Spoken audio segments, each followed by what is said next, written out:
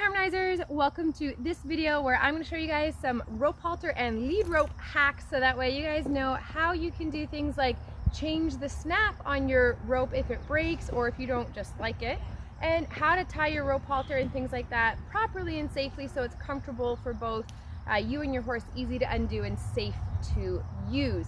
So I go to clinics and sometimes I'll see horses that have the rope halter done up in interesting ways, we'll call it, and so I want to show you guys how to do that as well. A lot of people don't know that you can actually change the snap on your lead rope if you don't like it or it breaks or things like that, depending on the lead rope that you have.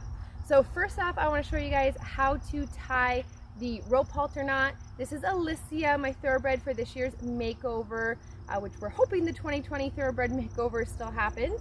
And she's wearing a brand new raspberry fusion halter, which I'm very excited to have. You guys can let me know what you think of the color on her. And I'm going to show you how and why we do this knot. So in Harmony Horsemanship, we're big believers in understanding the why. There are different options to do different things. So it's always important to understand why so you can make the best choice that's right for you. I never like to say there's like right ways and wrong ways. It's really better to say you have options, and certain options have more pros and cons depending on what's going on.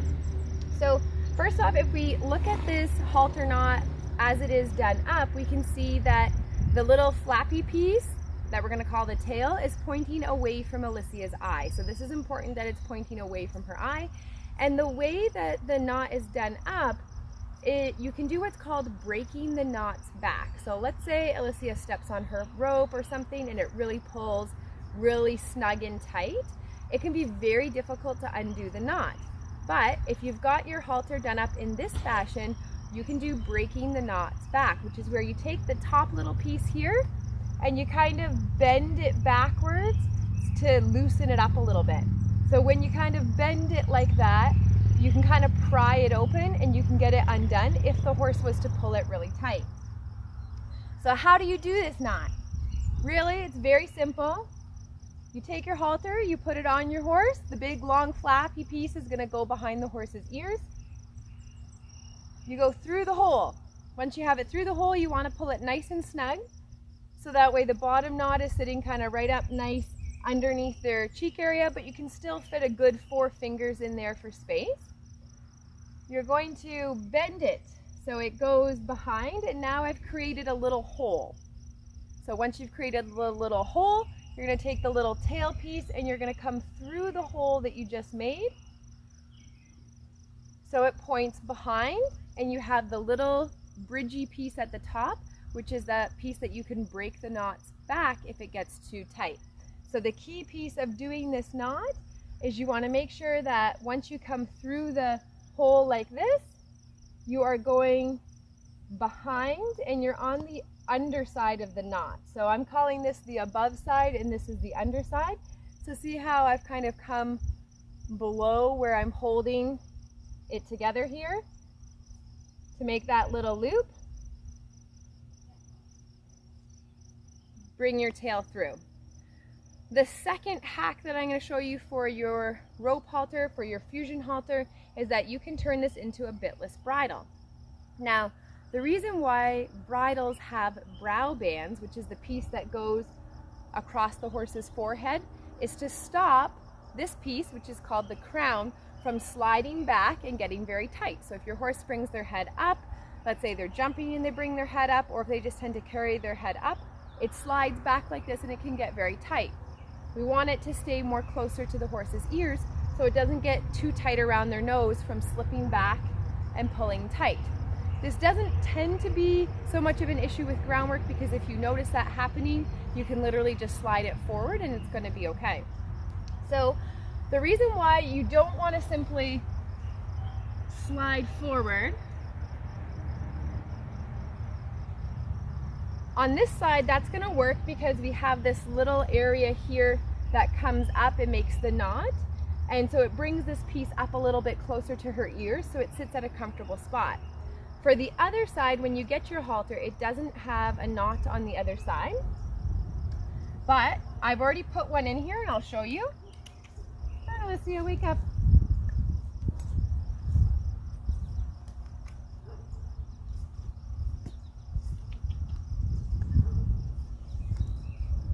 Okay, so see how I've put a knot here so that way I can bring the piece up so it's sitting a little closer to her ears. I'm gonna undo that knot so you can see what it looks like without that. And basically all we're doing is creating a brow band so that way it's gonna sit more comfortably on the horse's head while we're riding. You could use that for the groundwork if you want to. So I've taken this off. I'm gonna undo the knot so you can see, which is how it normally typically comes. We don't put the knots in for you. And you can do this with a rope halter or you can do it with the Fusion. The Fusion has a few advantages which make it a little bit easier for riding with and doing things. So normally it comes like this. Let me show you. If I put this on Alicia,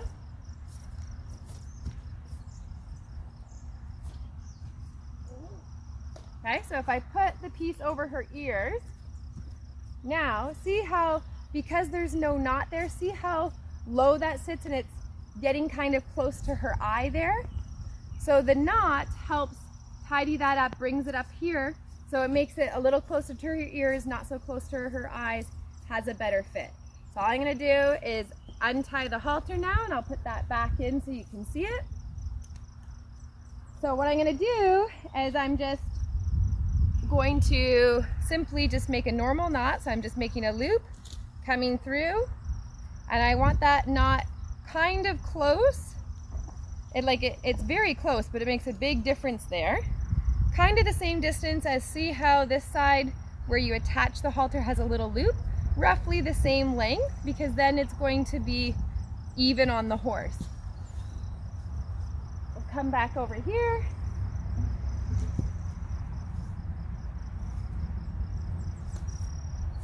There we go.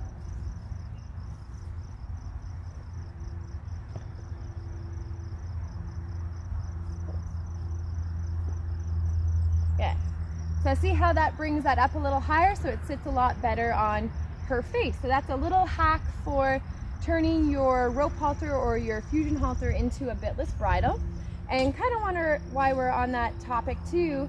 I'm just going to mention one of the advantages to having a Fusion halter over a normal rope halter is you've got these rings that you can attach reins to, which makes it much easier for the horse to understand your steering. As well, these rings provide a braking point for safety.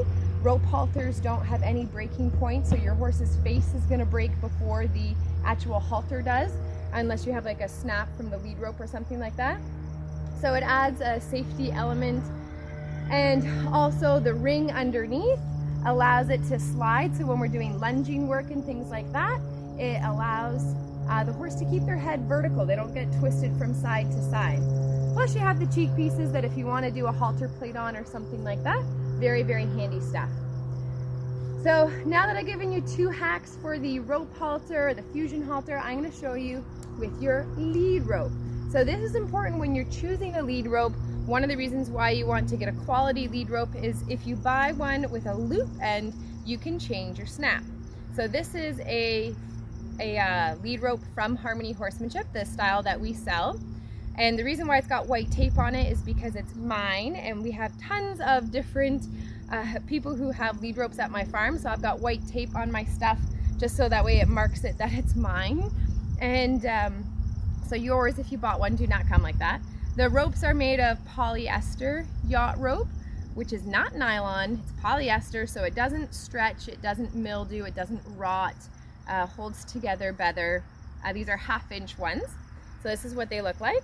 And they have a loop end, so it's very easy to change your snap at the end. I've actually been using this lead rope for quite a while, so sometimes they can be a little bit harder to get the loop to come off depending on how much you've kind of worked it in. But all I'm going to do is push the tail of my rope, the long part of my rope, through. So see that? I'm kind of pushing it through the area there, and that loosens it so I can take the loop off, and now I have the snap. So if you have a snap, let's say you want a heavier duty snap, let's say you want a different style snap because you don't like this one's called a bolt snap. You get your snap, you have your loop. All you do is you're going to stick this loop through here, Okay, so I'm gonna just wedge it through the bottom area there, push it through. Okay, so it looks like that. Now I've got the snap hanging on there, very easy. Then this has what's called a loop end, so you can see there's a loop. All I do is stick the snap through the loop. So see how I just folded it over? And now I'm just gonna pull it snug. So I just pull the end through and just bring it around like that. So now I have a snap on my rope, and I can have any snap that I want. So that's an important one to know how to do. If you didn't know you could change your snap, there you go, really simple.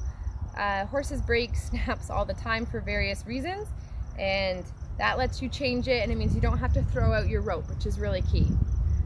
The last hack that I want to show you guys as part of this video is how to tie a quick release knot. So when you are tying your horse up, there's a couple of things that you want to know about tying.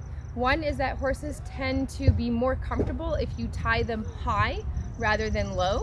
So if you try to attach your horse's head to something low on the ground, more likely to panic, because when they pull their head up, they're more likely to be upset by that. As well, they can put their legs over it, so it's not super safe. I always get nervous when I see horse trailers that require the horse to be tied low, like to the chest bar. That's not a very safe way to tie a horse. Up high is much better, makes them feel more comfortable.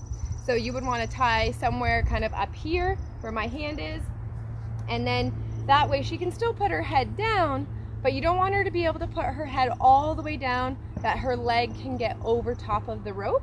You want to make sure that she's tied short enough that she can't step over that. So sometimes people think that if you give the horse lots of slack, that's kinder somehow because they can eat grass or really put their head down, but it's actually a bit of a danger safety issue, because if the horse puts their leg over the rope, you could be in for a big doo-doo, especially if you have your horse in a normal rope halter and not a fusion halter. Then you don't have a breaking point on your horse's head, and your horse's nose is actually quite fragile, and you can break your horse's nose. So it's important stuff to know how to do. So I'm going to take this over to the fence there, and I'm going to show you how to tie a quick release knot, which is super important if you're going to have to tie your horse. Alright, so I am just doing this quick release knot here on the gate simply to show you the knot. It's a good camera angle for where the sun is and whatnot.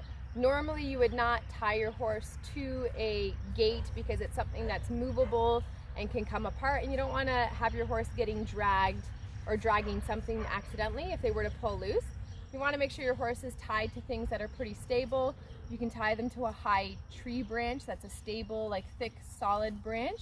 You can tie them to tie rings on trailer sides. You can tie them to hitching rails and things like that. But a horse is going to have a harder time with a hitching rail than they are something that's tied high. So even something this height could be scary for a horse when you have a horse as tall as Alicia, because if she goes to pull her head up and she feels the pressure from down below, that could make her panic. So I can just even let her off because I don't really need to tie her to a gate. This is more about showing you guys the knot. So that end is attached to Alicia, we'll say. So what I'm going to do is put my rope around whatever I'm tying my horse to. And then it's really easy. You've got your rope like this. All I'm going to do is fold the rope so that way now I've pulled a loop up here. I'm going to fold the rope here on this side and come in between. And then I can repeat that. Now I have another loop. I can fold my rope and I could come in between again. Now I did that super loose for the sake of kind of showing you guys that. And I can pull it and it will come loose again. So if I want to do that a little tighter and smaller, so I've got my rope here, I'm going to grab the bottom piece and pull it up. So now see how there's a little loop, a little pocket?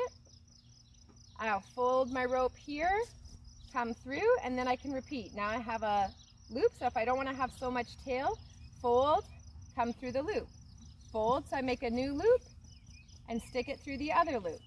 Fold, I have a loop, so I have two loops, I stick it through the other loop. So now this is a series of loops. We'll pretend that Alicia is attached here, she's pulling on it, it's not coming undone, it's pulled, it's staying okay, and then if she was in a panic, I just grab my tail, pull, pull, pull, and it comes loose like that.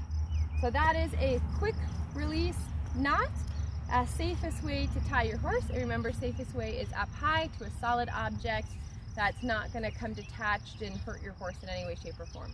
So I hope you guys enjoyed these rope hacks, 2 for the halter and 2 for the lead rope. You guys can let me know what you think in the comments, if they were helpful, if you learned anything. And as always, thank you for watching.